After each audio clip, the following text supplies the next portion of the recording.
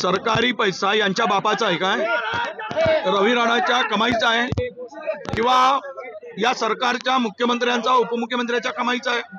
योजना केवळ आता यांची नीती ही कुनीती हे आता स्पष्टपणे दिसत आहे की निवडणुकीच्या मतदानासाठीच ही योजना या नालायक लोकांनी आणली आणि बहिणीला फसवण्याचं काम केलं।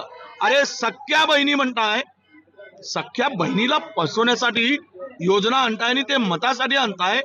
बहिणींच्या भावनाशी खिलवाड आहे। महाराष्ट्रातील तमाम बहिणींना सांगतोय, हा रवी राणा जे म्हणलं आहे ते सरकारच्या मनातील बोललेलं आहे, ते शिंदेच्या मनातील, ते फडणवीसांच्या मनातील, ते अजित पवारांच्या मनातील बोललं आहे। ही योजना केवळ आणि केवळ मतासाठी आहे।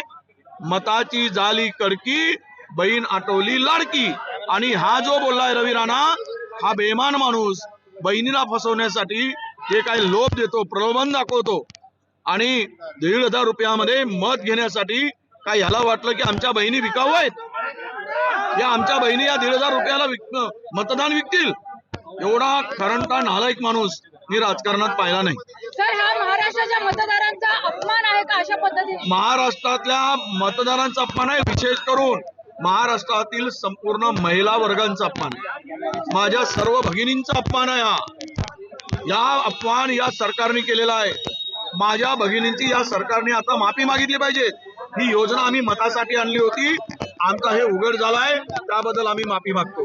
ही माफी या सरकारने मागितली पाहिजे आणि भुजबळांनी एकत्र बोलून आरक्षणाचा टक्का वाढवा आणि मार्ग काढा।